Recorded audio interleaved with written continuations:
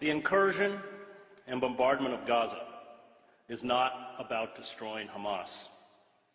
It is not about stopping rocket fire into Israel. It is not about achieving peace. The Israeli decision to rain death and destruction on Gaza, to use lethal weapons of the modern battlefield on a largely defenseless civilian population, is the final phase in the decades-long campaign to ethnically cleanse Palestinians.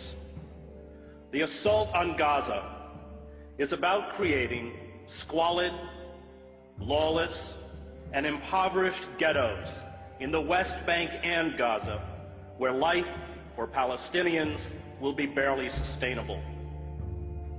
It is about building a series of ringed Palestinian enclaves where the Israeli military will have the ability to instantly shut off movement, food, medicine, and goods to perpetuate the misery.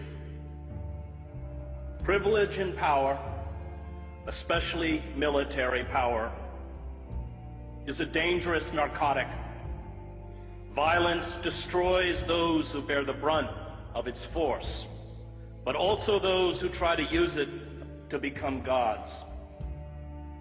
Israel uses sophisticated attack jets and naval vessels to bomb densely crowded refugee camps, schools, apartment blocks, mosques, and slums, to attack a population that has no air force, no air defense, no navy, no heavy weapons, no artillery units, no mechanized armor, no command and control, no army, and calls it a war.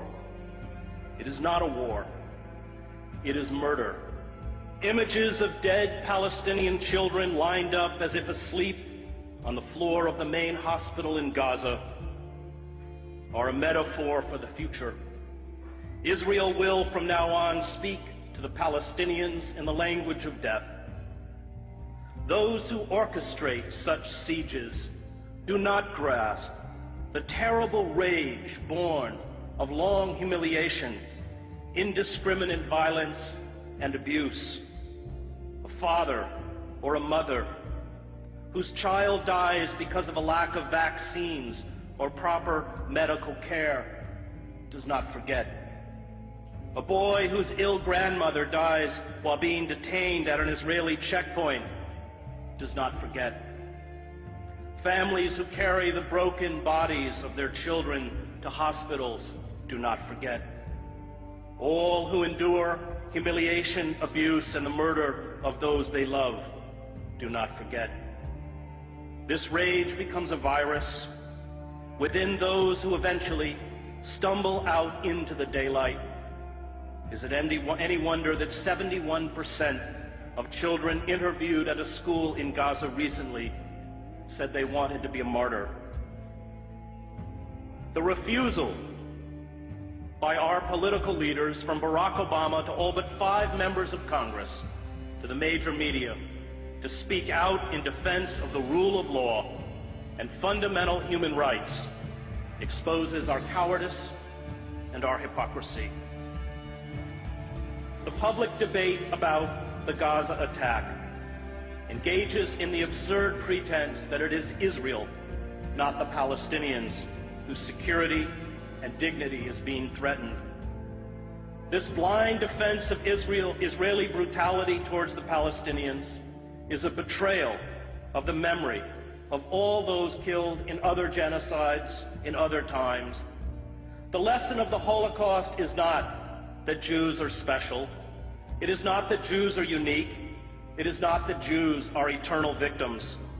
The lesson of the Holocaust is that when you have the capacity to halt genocide, and you do not, no matter who carries out that genocide or who it is directed against, you are culpable.